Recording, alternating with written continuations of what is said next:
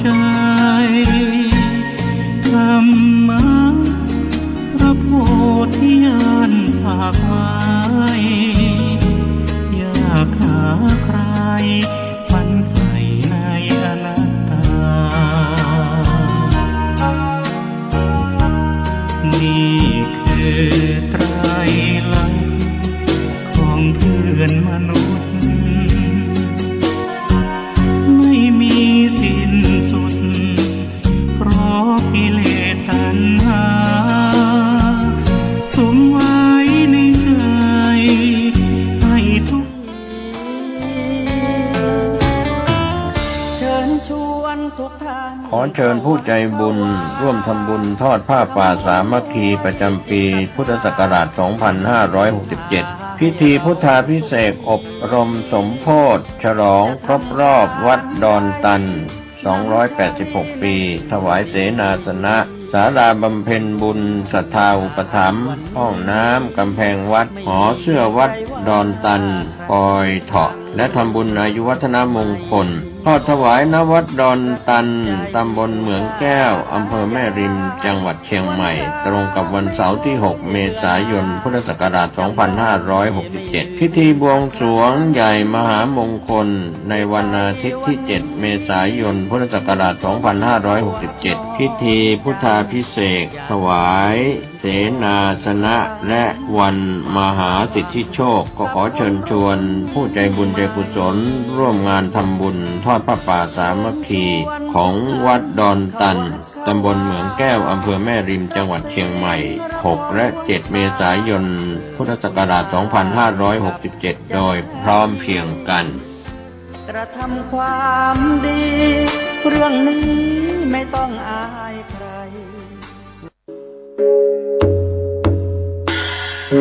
ประชาสัมพันธ์โครงการบรรพชาสามเณรภาคฤดูร้อนของคณะสงฆ์อำเภอดอยสะเก็ดประจำปี 2567 ปีที่ 43 ขอเชิญร่วมเป็นเจ้าภาพอุปถัมภ์โครงการจำนวน 99 รูปรับสมัครเยาวชนชายอายุ 11-15 ปี หรือเกิดปี 2552 ถึง 2556 กำหนดการบรรพชาวันที่ 6 ถึง 20 เมษายน 2567 ร่วมทำบุญเป็นเจ้าภาพผ้าไตรชุดละ 800 บาท ร่วมทำบุญโอนผ่านบัญชีธนาคารกรุงไทยสาขาดอยสะเก็ดชื่อบัญชีโครงการบรรพชาสามเณรภาคฤดูร้อนอำเภอดอยสะเก็ดเลขที่บัญชี 663-412-0641 ติดต่อรับเป็นเจ้าภาพและสมัครบวชได้ที่กองงานเลขานุการเจ้าคณะอำเภอดอยสะเก็ด096-804-5192ท่านกำลังติดตามรับฟังสถานีวิทยุกระจายเสียงพระพุทธศาสนาแห่งชาติและสังคมคลื่นเพื่อการศึกษาพระพุทธศาสนาและวัฒนธรรมระบบ FM 104.5 เมกะเฮิรตซ์รายการต่อไปเป็นรายการคดีโลกคดีธรรมเป็นศาสนาสำหรับชาติเราศาสนาในสมัยนี้เป็นของที่แยกจากชาติไม่ได้เป็นความจำเป็นที่เราทั้งหลายผู้เป็นไทยจะต้องมั่นคงอยู่ในศาสนาพระพุทธซึ่งเป็นศาสนาสำหรับชาติเราพระพุทธศาสนาก็ดีหรือศาสนาใดก็ดีที่ตั้งมั่นอยู่ได้ก็ด้วยความมั่นคงของผู้เลื่อมใสตั้งใจที่จะรักษาและข้าพเจ้าพูดทั้งนี้ก็เพื่อชักชวนท่านทั้งหลายอย่างเป็นเพื่อนไทยและเพื่อนพุทธศาสนิกชนด้วยกันทั้งนั้นเพื่อความมั่นคงแห่งพระพุทธศาสนาข้าพเจ้ารู้สึกว่าได้ทำหน้าที่สมควรแก่อุปถัมภ์พระพุทธศาสนาเราจะตั้งใจรักษาศาสนาของเราด้วยชีวิตและถ้าท่านตั้งใจจะช่วยข้าพเจ้าในกิจอันใหญ่นี้แล้วก็จะเป็นที่พอใจข้าพเจ้าเป็นอันมากเพราะฉะนั้นเป็นหน้าที่ของเราทั้งหลายที่จะช่วยกันบำรุงรักษาพระพุทธศาสนาอย่าให้เสื่อมสูญไปการที่จะบำรุงพระพุทธศาสนาเราต้องรู้สึกก่อนว่าหลักของพระพุทธศาสนาคืออะไรเราจะถือว่าเราเป็นไทยด้วยกันหมดเราจะต้องรักษาความเป็นไทยของเราให้ยั่งยืน เราจะต้องรักษาพระพุทธศาสนาให้ถาวรวัฒนาการอย่างที่เป็นมาแล้วหลายชั่วโคตรของเราทั้งหลายพระบรมราโชวาทของพระบาทสมเด็จพระมงกุฎเกล้าเจ้าอยู่หัวรัชกาลที่ 6พระบรมราโชวาทก็ดีพระราชนิพนธ์ก็ดีหรือพระบรมราชโองการของพระมหากษัตริย์ถือเป็นบทบัญญัติแห่งกฎหมายทั้งหมดทั้งสิ้นการบัญญัติให้พระพุทธศาสนาเป็นศาสนาประจำชาติไทยไว้ในรัฐธรรมนูญ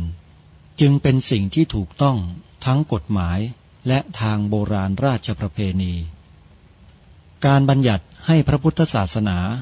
เป็นศาสนาประจำชาติไทยไว้ในรัฐธรรมนูญย่อมเป็นหลักค้ำประกันให้กับประชาชนคนไทยว่าตนได้ปฏิบัติตามกฎหมายอย่างแท้จริงการบัญญัติให้พระพุทธศาสนาเป็นศาสนาประจำชาติไทยไว้ในรัฐธรรมนูญมิได้เป็นการลิดรอนสิทธิเสรีภาพของผู้ใดแต่เป็นการยืนยันความจริงตามกฎหมายและประวัติศาสตร์ชาติไทยการบัญญัติให้พระพุทธศาสนาเป็นศาสนาประจำชาติไทยไว้ในรัฐธรรมนูญจะทำให้พระพุทธศาสนาได้รับการอุปถัมภ์และคุ้มครองจากรัฐดุจเดียวกันกับที่องค์พระมหากษัตริย์ทรงกระทำมาการบัญญัติให้พระพุทธศาสนาเป็นศาสนาประจำชาติไทยไว้ในรัฐธรรมนูญจะป้องกันพระพุทธศาสนาไม่ให้ถูกลัทธินิกายนอกศาสนากระทำการใดๆได้ด้วยอุบายต่างๆนานาการบัญญัติให้พระพุทธศาสนาเป็นศาสนาประจำชาติไทยไว้ในรัฐธรรมนูญจะทำให้สังคมไทยมีแต่ความสุขร่มเย็นเป็นธรรมทั้งต่อคนศาสนาอื่นและคนสัญชาติอื่นได้อย่างแท้จริงแต่ถ้าไม่บัญญัติให้พระพุทธศาสนาเป็นศาสนาประจำชาติไทยไว้ในรัฐธรรมนูญในอนาคตประเทศไทยจะต้องตกอยู่ในสถานะเดียวกันกับพื้นที่3 จังหวัดชายแดนภาคใต้อย่างแน่นอนพระบรมราโชวาทพระบาทสมเด็จพระเจ้าอยู่หัวในมหาสมาคมณพระที่นั่งอมรินทร์วินิจฉัยในพระบรมมหาราชวังโดยที่พระพุทธศาสนาเป็นศาสนาประจำชาติของเราทั้งตามความศรัทธาเชื่อมั่นของข้าพเจ้าเองก็เห็นเป็นศาสนาที่ดีศาสนาหนึ่งเนื่องในบรรดาสัจธรรมคำสั่งสอนอันชอบด้วยเหตุผลจึงเคยคิดอยู่ว่าถ้าโอกาสอำนวยข้าพเจ้าควรจะได้บวชสักเวลาหนึ่งตามราชประเพณีซึ่งจะเป็นทางสนองพระเดชพระคุณพระราชบูรพการีตามคตินิยมด้วยและนับตั้งแต่ข้าพเจ้าได้ครองราชย์สืบสันตติวงศ์ต่อจากสมเด็จพระเชษฐาธิราชก็ล่วงมากว่า10 ปีแล้วเห็นว่าน่าจะถึงเวลาที่ควรจะทำตามความตั้งใจไว้นั้นแล้วประการหนึ่งอันหนึ่งการที่องค์สมเด็จพระสังฆราชหายประชวรมาได้ในคราวประชวรครั้งหลังนี้ก่อให้เกิดความปีติยินดีแก่ข้าพเจ้ายิ่งนักได้มาคำนึงว่าถ้าในการอุปสมบทของและวันเสาร์อาทิตย์ทางสถานีวิทยุแห่งนี้ท่านสามารถใช้โทรศัพท์มือถือดาวน์โหลดแอปพลิเคชันที่ชื่อว่าวิทยุพุทธศาสนาทั่วไทยเพื่อติดตามรับฟังรายการนี้ผ่านโทรศัพท์มือถือได้ทุกวันและท่านยังสามารถรับฟังรายการธรรมะสาระที่ดีๆอีกจำนวนมากมายจากสถานีวิทยุพระพุทธศาสนาแห่งชาติจำนวน48 สถานีที่รวมกันอยู่ในแอปพลิเคชันนี้ได้อีกด้วยตลอด24 ชั่วโมงนี่คือสาระและประโยชน์สำหรับชีวิตของปัจเจกบุคคลอย่างเราท่านทั้งหลายที่สามารถจะไขว่คว้าหาเข้าสู่ชีวิตของเราได้โดยสะดวกนั่นก็คือการที่เราได้สดับตรับฟังพระธรรมคำสอนของพระสัมมาสัมพุทธเจ้าจากครูบาอาจารย์ต่างๆที่ท่านมีประสบการณ์มีความรู้แตกฉาน ทั้งทางภาคปริยัติและภาคปฏิบัติ เราจะได้ฟังจากแอปพลิเคชันนี้มากมายเลยเพราะฉะนั้นใครก็ตามที่แนะนำให้ผู้อื่นดาวน์โหลดแอปพลิเคชันนี้ผู้นั้นก็จะได้บุญไปด้วยจึงขอเรียนเชิญเจริญพรสาธุชนทั้งหลายทำบุญให้กับตัวเองแบบง่ายๆด้วยการบอกต่อให้ผู้อื่นดาวน์โหลดแอปพลิเคชันที่ชื่อว่าวิทยุพุทธศาสนาทั่วไทยในวันที่14เมษายนนี้ที่วัดป่าจริยธรรมจัดงานพิธีเททองหล่อพระพุทธจริยธรรมพระประธานประจำอุโบสถวัดป่าจริยธรรมอำเภอนาด้วงจังหวัดเลยขอเรียนเชิญญาติโยมพุทธบริษัทมีส่วนร่วมทำบุญหล่อพระในวาระที่มีผู้คนอยู่อาศัยหรือไปทำกิจกรรมร่วมกันเนี่ยจะต้องมีห้องน้ำไว้รองรับเพื่ออำนวยความสะดวกให้แก่ผู้ที่ไปร่วมงานญาติโยมใครที่จะร่วมทำบุญสร้างห้องน้ำก็ขอเชิญญาติโยมร่วมบุญกันได้ตามกำลังของเราโดยการโอนปัจจัยเข้ามาทางบัญชีธนาคารไทยพาณิชย์สาขาบางลำพูหมายเลขบัญชี114-214-9897หรือท่านใดสะดวกโอนทางพร้อมเพย์ก็สามารถโอนเข้ามาได้ที่หมายเลข094-662-6935อนุโมทนาสาธุวันนี้รายการคดีโลกคดีธรรมจะได้นำบทความจากหนังสือพระบรมสารีริกธาตุมานำเสนอต่อท่านผู้ฟังต่อจากครั้งที่แล้วซึ่งในวันนี้จะนำเสนอในบทที่4บทที่4นี้เป็นบทที่น่าสนใจอีกประการหนึ่งโดยเฉพาะใครที่มีความสนใจเรื่องวันเดือนปีเกิดของตนเองแล้วมีความศรัทธามีความเลื่อมใสมีใจที่มุ่งมั่น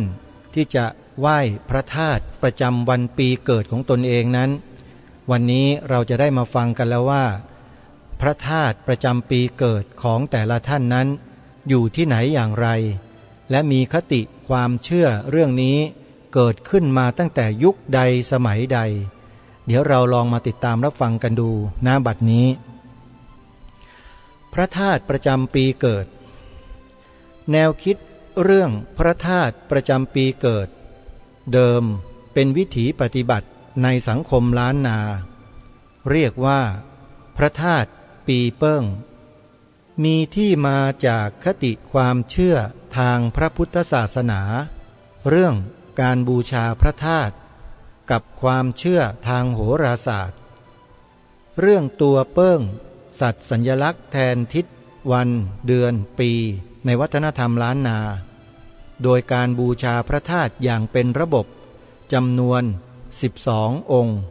ควบคู่กับการนับปีนักสัตว์ตามคัมภีร์ล้านนาโบราณเช่นเรื่องปฐมมูลมูลีเห็นได้จากการเรียกนักสัตว์ปีสุดท้ายว่าปีกุลซึ่งหมายถึง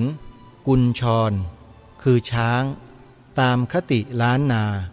ไม่ใช่กุลที่หมายถึงหมูตามคติปีนักสัตว์ของจีนคติความเชื่อเรื่องการบูชาพระธาตุประจำปีเกิดมาจากความเชื่อเรื่องการเกิดและขวัญของมนุษย์ว่าเมื่อถึงวาระการเกิดวิญญาณหรือดวงจิตจะมาสถิตอยู่ที่พระธาตุองค์สำคัญที่ประจำในแต่ละรอบปีโดยมีตัวเปิ้งหรือสัตว์ประจำปีนักสัตว์นั้นนำพามาก่อนจะย้ายไปสถิตที่กระหม่อมของผู้เป็นบิดา7 วันจากนั้นจึงจะไปปฏิสนธิในครรภ์มารดาและอยู่กับตัวจนกว่าจะสิ้นอายุเมื่อสิ้นอายุแล้วตัวเปิ้งตัวเดิม จะมารับดวงจิตกลับไปพำนักที่พระธาตุประจำปีที่เกิดก่อนที่จะไปสู่ภูมิอื่นต่อไปชาวล้านนาเชื่อว่าช่วงอายุ20 ถึง 51 ปีเป็นช่วงเวลาที่ชีวิตจะประสบกับอุปสรรคจึงต้องระมัดระวังอันตรายต่างๆตามคติความเชื่อเรื่องตัวเปิ้งตัวซนซึ่งเป็นนักสัตว์ประจำปีเกิดและนักสัตว์คู่ตรงข้ามที่เล็งกันตามหลักจันทรคติ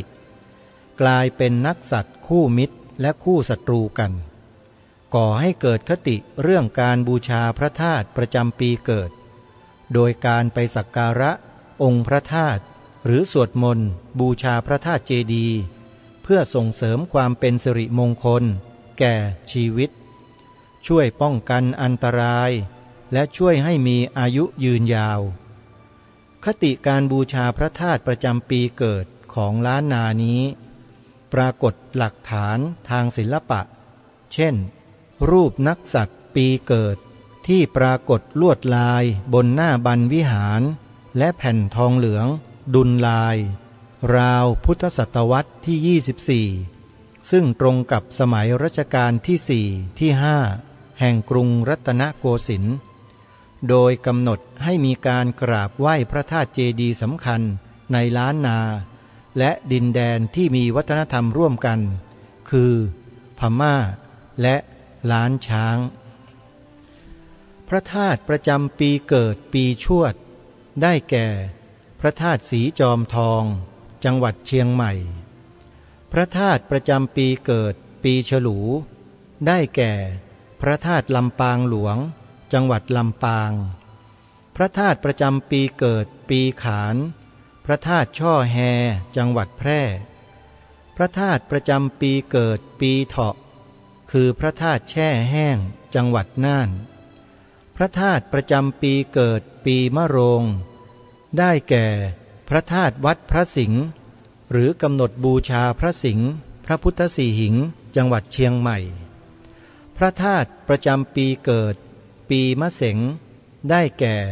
พระธาตุวัดเจ็ดยอดมหาโพธารามจังหวัดเชียงใหม่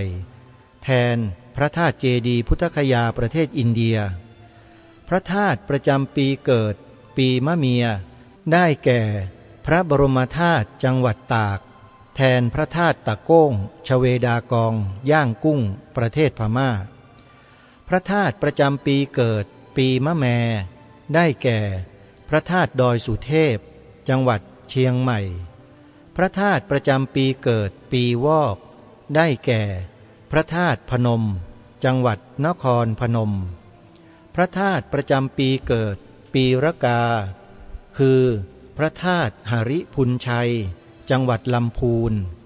พระธาตุประจำปีเกิดปีจอได้แก่พระธาตุเกตการามจังหวัดเชียงใหม่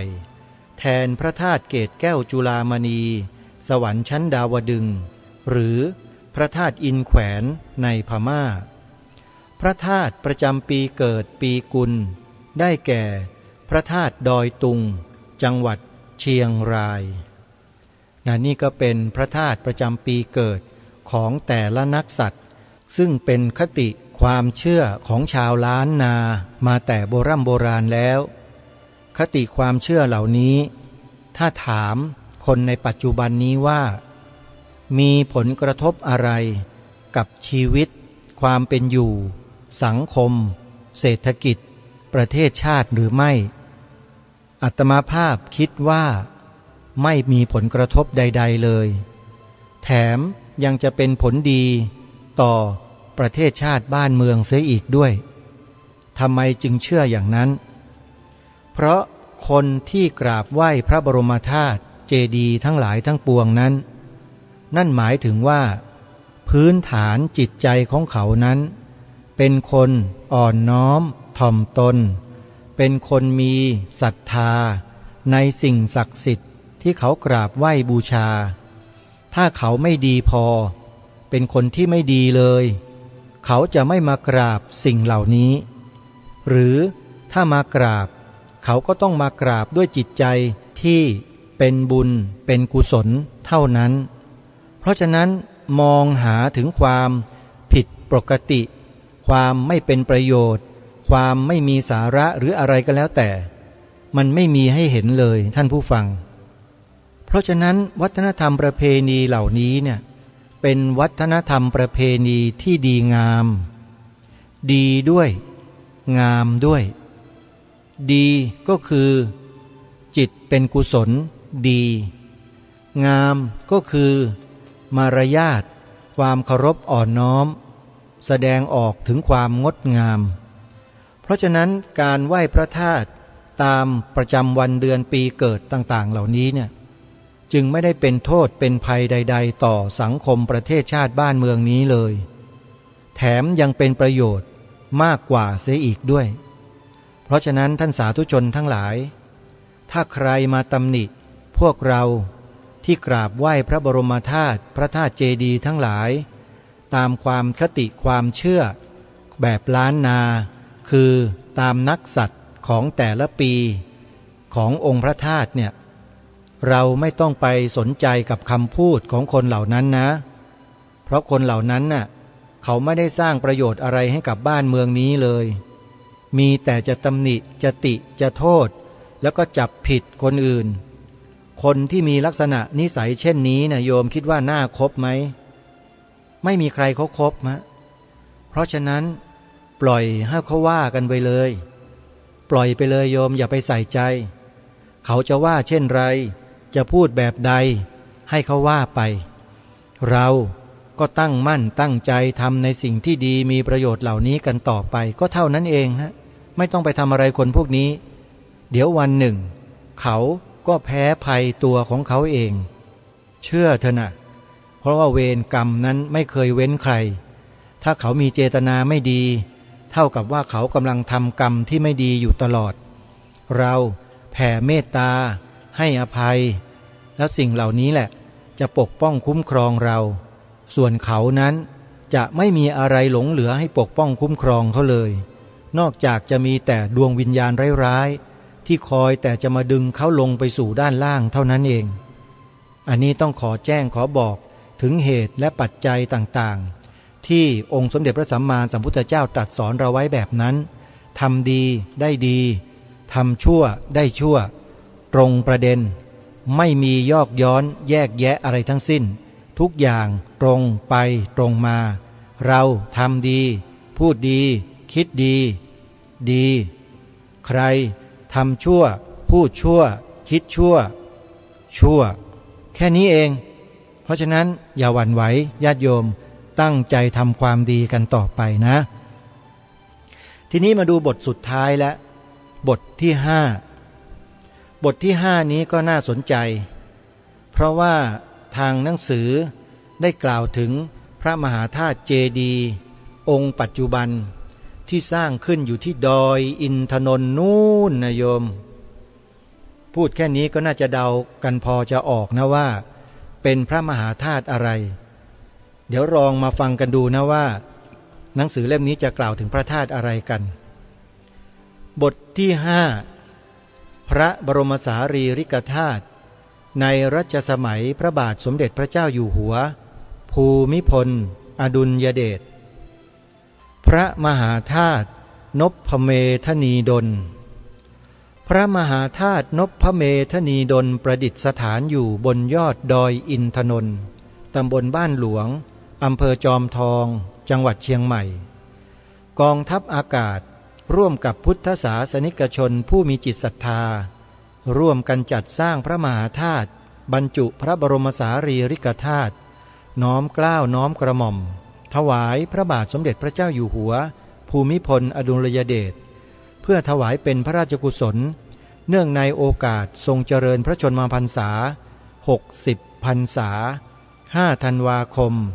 พระพุทธศักราช2550และเป็นอนุสรณียวัตถุในวาระสถาปนากองทัพอากาศครบ72ปีพระมหาธาตุนพเมธนีดลพระมหาธาตุนพเมธนีดลมีความหมายว่าพระสถูปเจดีย์บรรจุพระบรมธาตุอันยิ่งใหญ่เ พียงฟ้าจรดดิน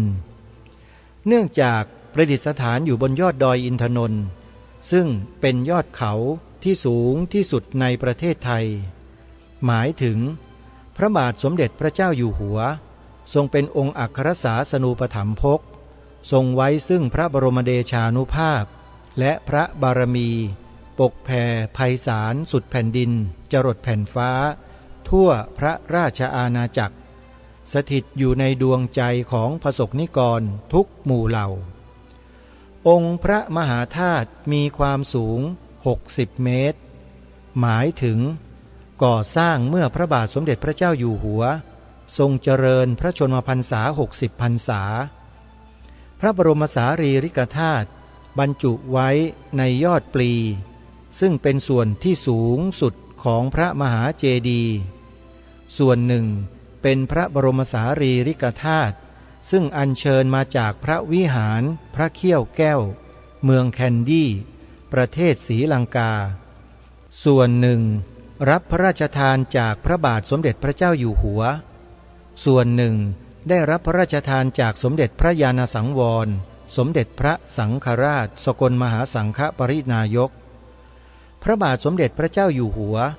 ทรงทำพิธีบรรจุพระบรมสารีริกธาตุทั้งหมดไว้ในเจดีย์หินอ่อนและพระราชทานให้ผู้บัญชาการทหารอากาศนำไปประดิษฐานณพระมหาธาตุเจดีย์นพเมธนีดล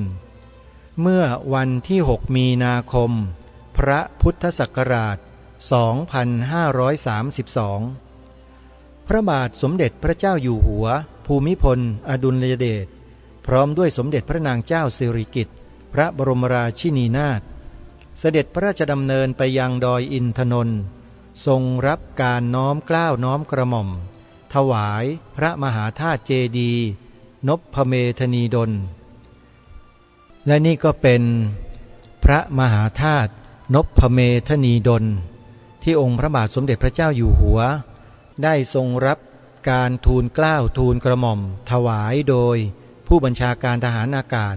พร้อมกับเหล่าประสบนิกรชาวไทยที่ได้บริจาคเงินเพื่อร่วมกันจัดสร้างขึ้นถวายพระองค์ท่านเนื่องในโอกาสที่พระองค์ทรงมีพระชนมายุครบ60 พรรษาและมีอีกองค์หนึ่งถ้าเราไปดอยอินทนนท์ก็จะเห็นก็คือพระมหาธาตุนพพลภูมิสิริพระมหาธาตุนพพลภูมิสิริประดิษฐานอยู่บนยอดดอยอินทนนท์ตำบลบ้านหลวงอำเภอจอมทองจังหวัดเชียงใหม่เคียงคู่กับพระมหาธาตุนพเมธนีดลกองทัพอากาศและประชาชนผู้มีจิตศรัทธาร่วมกันสมทบทุนสร้างพระมหาธาตุเจดีย์เพื่อน้อมเกล้าน้อมกระหม่อมถวายเป็นพระราชกุศลและเฉลิมพระเกียรติสมเด็จพระนางเจ้าพระบรมราชินีนาถในมหามงคลเฉลิมพระชนมพรรษา5 รอบ12 สิงหาคมพระพุทธศักราช 2535 พระมหาธาตุเจดีย์นพพลภูมิสิริมีความหมายว่าเป็นกำลังแห่งฟ้าเป็นสิริแห่งแผ่นดินสันฐานองค์พระมหาธาตุเป็นรูป12 เหลี่ยมมีระเบียงกว้างโดยรอบเป็น2 ระดับสำหรับให้พุทธศาสนิกชนและผู้มาเยี่ยมชมกระทำทักษิณาวัตรบูชาและเดินชมทิวทัศน์ได้โดยรอบที่ยอดปลีขององค์เจดีย์เป็นที่ประดิษฐานพระบรมสารีริกธาตุซึ่งบรรจุในพระธาตุหริพุนชัยจำลองโดยแยกบรรจุเป็น4 ส่วนได้แก่ส่วนที่สมเด็จพระนางเจ้าพระบรมราชินีนาถพระราชทานให้ส่วนที่สมเด็จพระญาณสังวรสมเด็จพระสังฆราชสกลมหาสังฆปรินายกประทานให้ส่วนที่รัฐบาลศรีลังกามอบให้และส่วนที่ผู้มีจิตศรัทธาร่วมอนุโมทนาภายในห้องโถงขององค์พระมหาธาตุเจดีย์ตกแต่งด้วยภาพพระราชกรณียกิจแกะสลักด้วยหินแกรนิตประดับไว้ที่ผนังตอนล่างส่วนผนังตอนบนประดับด้วยภาพพุทธประวัติทำด้วยโมเสกแก้วและที่กลางโถงเจดีย์ประดิษฐานพระพุทธรูปปางรำพึง จำหลักด้วยหินหยกขาวบริสุทธิ์จากประเทศสาธารณรัฐประชาชนจีนสูง3 เมตร 20 เซนติเมตรหนักประมาณ5 ตันสมเด็จพระนางเจ้าพระบรมราชินีนาถโปรดเกล้าโปรดกระหม่อมพระราชทานนามว่าพระพุทธสิริกิติทีคายุมงคลมีความหมายว่าพระพุทธเจ้าทรงเป็นสิริมงคลและทรงเจริญพระชนมพรรษาสมเด็จพระนางเจ้าพระบรมราชินีนาถและนี่ก็เป็นพระมหาธาตุเจดีย์อีกองค์หนึ่งที่เคียงคู่อยู่กับพระมหาธาตุนพเมธนีดลนั่นก็คือพระมหาธาตุนพพลภูมิสิริพระมหาธาตุทั้งสองนี้ทางกองทัพอากาศได้ทำการแต่งเพลงถวายเอาไว้1 เพลงเป็นเพลงที่น่าฟังและมีความไพเราะมากๆเลยโยมอาตมาภาพเคยนำมาเปิดในรายการคดีโลกคดีธรรมเมื่อสมัยก่อนนี้ประจำเลยเปิดบ่อยมากเลยเพลงนี้เนี่ยขอบอกจริงๆว่าเพลงนี้เพราะมากและเดี๋ยวยังไงถ้ามีโอกาสก็จะนำมาให้ท่านสาธุชนได้สดับรับฟังกันนะเพลงนี้นะโยมนะทีนี้มาดูบทที่6ยังมีอีกบทหนึ่งโยมบทที่6นวมหาธาตุเถลิงราชธรรมราชาในบทความนี้ได้เขียนสรรเสริญพระบารมีของพระองค์ท่านไว้ดังนี้ว่าเนื่องในสุภวาระพระบาทสมเด็จพระเจ้าอยู่หัวทรงครองสิริราชสมบัติครบ70 ปีในวันที่9 มิถุนายนพระพุทธศักราช 2559 กระทรวงวัฒนธรรมโดยกรมศิลปากรได้อัญเชิญพระบรมสารีริกธาตุซึ่งกรมศิลปากรได้ขุดค้นจากโบราณสถานพระธาตุเจดีย์สมัยต่างๆมาประดิษฐานณพระที่นั่งพุทธไทยสวรรค์พิพิธภัณฑ์สถานแห่งชาติพระนครให้ประชาชนสักการะบูชาเพื่อความเป็นสิริมงคลดังนี้ 1. พระอบภายในบรรจุพระธาตุพระอบทองคำทรงกลมบรรจุพระธาตุจำนวน7 องค์ศิลปะทวารวดีขุดพบที่โบราณสถานจังหวัดราชบุรีเก็บรักษาที่พิพิธภัณฑ์สถานแห่งชาติราชบุรี 2. เจดีย์จำลองภายในบรรจุพระธาตุเจดีย์แก้วผลึกขนาดเล็กทรง8 เหลี่ยมภายในบรรจุพระธาตุจำนวน4 องค์ศิลปะล้านนาพุทธศตวรรษที่ 21-22 ได้มาจากวัดดอกคำตำบลฮอดอำเภอฮอดจังหวัดเชียงใหม่เก็บรักษาที่พิพิธภัณฑ์สถานแห่งชาติเชียงใหม่ 3. พระอบภายในบรรจุพระธาตุพระอบดินเผาเคลือบสีขาวเขียนลายสีแดงรูปบุคคลบรรจุพระธาตุจำนวน1 องค์ศิลปะจีนพุทธศตวรรษที่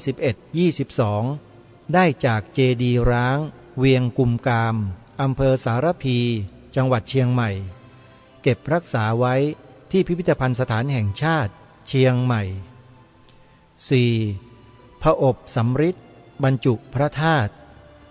พระอบสำริดยอดทรงเจดีย์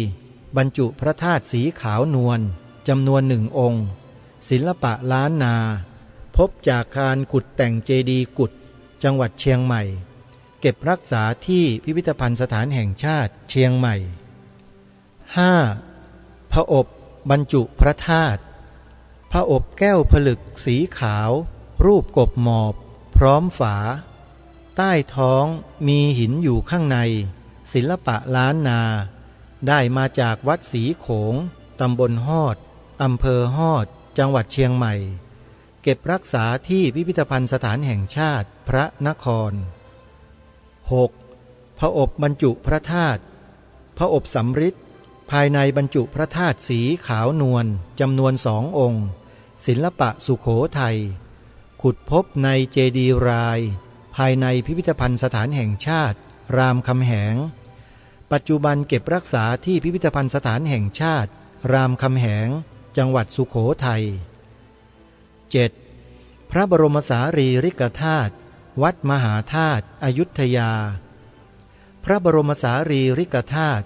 พบในกรุพระปรางวัดมหาธาตุจังหวัดพระนครศรีอยุธยา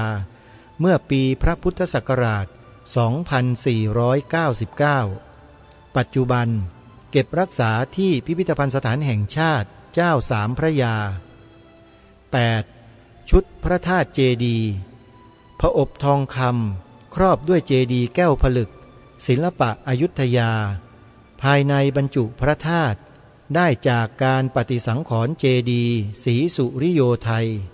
เก็บรักษาที่พิพิธภัณฑ์สถานแห่งชาติเจ้าสามพระยา 9. พระบรมสารีริกธาตุบรรจุในกรันทองคำลงยากรันทองคำลงยาก้านรัศมีพระพุทธสีหิงภายในบรรจุพระธาตุจำนวน23องค์ศิลปะรัตนโกสินทร์ปลายพุทธศตวรรษที่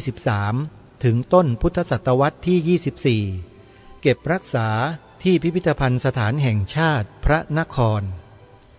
และในนี้ก็จะมีภาพประกอบที่เป็นพระอบทองคำเป็นพระอบเป็นเจดีย์เป็นอะไรต่างๆตามที่เราได้ฟังได้ยินเมื่อสักครู่นี้แล้วก็มีรูปขององค์พระธาตุเห็นชัดเจนเลยโยมหนังสือเล่มนี้อาตมาภาพคิดว่าถ้าใครมีเนี่ยถือว่าเป็นผู้ที่มีความโชคดีมากเลยนะเนี่ยเพราะว่ามีภาพพระบรมสารีริกธาตุที่ทางกรมศิลปากรได้เปิดฝาพระอบต่างๆออกมาแล้วก็ถ่ายให้เห็นองค์พระบรมธาตุชัดเจนมากเลยโยมสวยงามจริงๆนะฮะนี่เป็นสมบัติของแผ่นดินของชาติบ้านเมืองของเราที่เราจะต้องช่วยการปกป้องรักษาดูแลกันสืบต่อไปท่านสาธุชนทั้งหลายและนี่ก็เป็นทั้งหมดของพระบรมสารีริกธาตุที่มีอยู่ในหนังสือที่ชื่อว่าพระบรมสารีริกธาตุจัดพิมพ์ขึ้นโดยกระทรวงวัฒนธรรมโดยมีกรมศิลปากรเป็นผู้รับผิดชอบทางด้านข้อมูลและแฟ้มภาพต่างๆแล้วเราก็รวบรวมมาเป็นรูปเล่มแล้วก็จัดพิมพ์ขึ้นเนื่องในวโรกาสที่องค์พระบาทสมเด็จพระเจ้าอยู่หัวรัชกาลที่9ทรงครองสิริราชสมบัติครบ70ปีเมื่อวันที่9มิถุนายนพระพุทธศักราช2559สาธุชนผู้ฟังทุกท่านความภาคภูมิใจที่พวกเราคนไทยจะต้องร่วมกันมีและร่วมกันปกป้องรักษาความภาคภูมิใจนี้ไว้นั่นก็คือการรักษาความเป็นไทยของเราพระบรมสารีริกธาตุซึ่งเกี่ยวเนื่องกับพระบารมีของพระบาทสมเด็จพระเจ้าอยู่หัวทุกๆพระองค์ตั้งแต่อดีตมาจนถึงปัจจุบันนั้นได้บ่งบอกถึงความเป็นสิริมงคลแก่แผ่นดินมาช้านานแล้วเพราะฉะนั้นพระบรมสารีริกธาตุพระธาตุเจดีย์ทั้งหลายวัดวาอารามโบราณสถานทั้งหลายทั้งปวงรวมถึงพลเมืองไทยของเราทั้งหมดที่นับถือพระพุทธศาสนาเนี่ยถือว่าเป็นกลุ่มบุคคลที่มีส่วนทำให้ความเป็นประเทศไทยของเราสืบทอดมาอย่างช้านานและที่สำคัญก็คือว่าสามารถคงความเป็นเอกราชนครเอาไว้ได้ตลอดมาแต่ณบัดนี้ณเวลานี้ความเปลี่ยนแปลงทางความคิดของลูกหลานคนไทยของเรารุ่นใหม่น่าเป็นห่วงมากเด็กๆเยาวชนไทยของเราทุกวันนี้และที่ผ่านมาเมื่อประมาณ 20-30 ปีที่ผ่านมาเนี่ยถูกล้างสมองด้วยข้อมูลที่แตกต่างแล้วก็ทำให้เกิดความแตกแยกทางความคิดจะเห็นได้ว่าเด็กๆเยาวชนคนไทยของเรานี้คิดไม่เหมือนกันคิดแตกต่างกันราวฟ้ากับเหวบางคนยังคงยึดมั่นในหลักการของบรรพชนยังคงสืบสารรักษาต่อยอดมาได้ด้วยดีดังเดิมคนกลุ่มนี้ประเภทนี้จะไม่มีปัญหาอะไรกับความเป็นประเทศไทยของเราแต่อีกกลุ่มหนึ่งหรืออีกหลายๆกลุ่มที่แปลกแยกออกไปจากสิ่งนี้แหละท่านสังเกตดูให้ดีเถอะว่า คนเหล่านี้แหละที่จะเป็นตัวจักสำคัญจะทำให้เกิดความแตกแยกแก่ผู้คนในสังคมขึ้นโดยลำดับ บางคนหรือหลายๆคนถึงกับประกาศว่าตนเองไม่นับถือศาสนาใดๆทั้งสิ้นจะอยู่อย่างอิสระเสรีตามใจที่ตนเองคิดและปรารถนาท่านสาธุชนผู้ฟังทั้งหลายนี่คือสิ่งที่เกิดขึ้นในยุคปัจจุบันกับเด็กรุ่นใหม่กับเจนใหม่ที่กำลังเป็นไปอยู่ในสังคมและมีแนวโน้มว่าจะเพิ่มขึ้นโดยลำดับและถ้าหากว่าพวกเราในฐานะที่เป็นพี่ป้าน้าอาปู่ย่าตายายพ่อแม่น้าอาต่างๆไม่คอยประคับประคองลูกหลานของเราอนาคตของประเทศเรามันจะเป็นไปเช่นไรหนอทุกวันนี้มันก็เริ่มเป็นแล้วและมันก็เริ่มเป็นมากขึ้นถ้าเราไม่มาช่วยกันมันจะเป็นไปได้ไวกว่านี้เยอะแต่ถ้าหากเรามาร่วมด้วยแล้วช่วยกันรักษาสืบสารต่อยอดสิ่งที่บรรพชนเราสืบสารรักษาต่อยอดมาเนี่ยเราก็จะสามารถยันกระแสเหล่านั้นเอาไว้ได้อย่างสบายเลยเราจะร่วมแรงร่วมใจกันไหมล่ะอันนี้แหละคือคำถามที่ฝากให้พวกเราคนไทยทุกคนไปหาคำตอบแล้วเชื่อว่าเราจะเจอและจะพบคำตอบด้วยกันวันนี้เวลาของรายการหมดท่านผู้ฟังต้องขอสมมุติยุติไว้ได้เพียงเท่านี้พบกับรายการได้ใหม่ในวันต่อไปขอความสุขความสวัสดีในธรรมแห่งองค์สมเด็จพระบรมศาสดาสัมมาสัมพุทธเจ้าจงปรากฏเกิดมีขึ้นในจิตใจของท่านผู้ฟังทุกท่านทุก